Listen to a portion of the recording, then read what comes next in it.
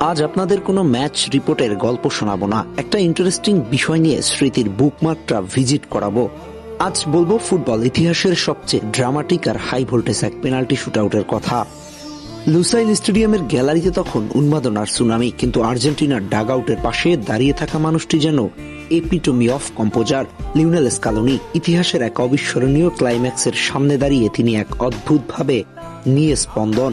সেই অবিচল পেশেন্সে আর ফোকাস ড্রাইভারের প্রতিটা মুহূর্ত যখন প্রতিটা ফুটবল প্রেমীদের হার্টবিট বাড়িয়ে দিচ্ছে, স্কালোনি তখন অবিশ্বাস্য রকমের ক্যালকুলেটিভ আর শান্ত। সেমিতে নেদারল্যান্ডসের সাথে ম্যাচের কথা মনে আছে? সেই একই দৃশ্য ছিল। ফাইনালে স্বপ্নভঙ্গ করে দিতে যাওয়া এমবাপ্পে প্রথম পেনাল্টি শুটে গোল করলেন, স্কালোনি নির্বিকার, কেবল একটু পান করলেন। মেসি যখন ফিনিশ করলেন, স্কালোনির কোনো এক্সপ্রেশন নেই। মার্টিনেজ কোমনের শট রুখে দিলেন। গোটা আর্জেন্টিনা তখন এক্সট্যাসিতে উন্মাদ। স্কালোনি কেবল বসে পড়লেন। আবার এক ঢোক পানি।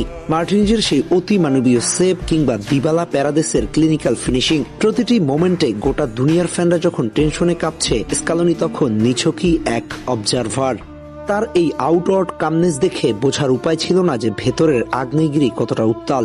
মুয়ানি গোল করলেন, স্কালোনি তখনও নির্লিপ্ত। তিনি জানতেন ফিনিশিং লাইনটা টাচ না করা পর্যন্ত কোনো সেলিব্রেশনই পূর্ণ নয়, এটা জিয়েই রাখতে হয়। এই বারবার পানি খাওয়া যেন তার ভেতরের জ্বলতে থাকা থাউজেন্ডস অফ ইমোশনসকে চেঞ্জ করে রাখার শেষ চেষ্টা। বাদ ভাঙা সেই ইমোশনাল রিলিজ। গঞ্জালো মন্টিয়েল যখন শেষ কিকটা নিয়ে বল জালে জড়ালেন, মুহূর্তেই যেন 36 বছরের এক দীর্ঘ স্ট্রাগল তার গন্তব্য খুঁজে পেল। আর্জেন্টিনা আবার এখন ওয়ার্ল্ড চ্যাম্পিয়ন। আর ঠিক সেই মুহূর্তেই ভেঙে পড়ল স্কালোনির সেই দীর্ঘক্ষণের পাথুরে ব্যারিয়ার।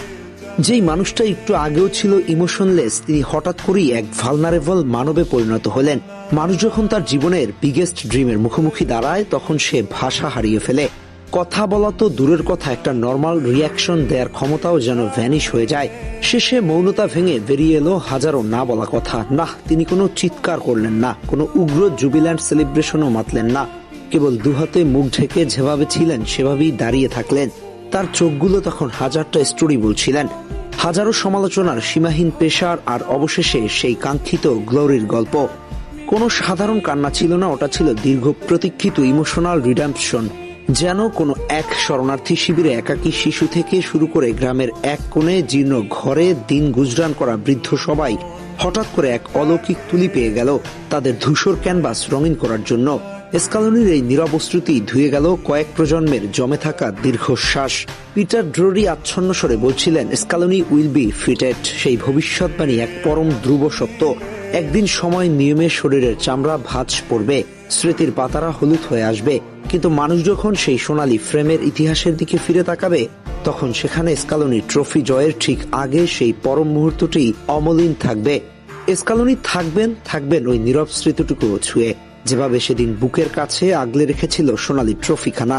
শিখিয়েছিলেন লড়াইটা ফিনিশিং লাইন পর্যন্ত লড়তে হয়, আর তখন মহাকালও হার মানতে বাধ্য।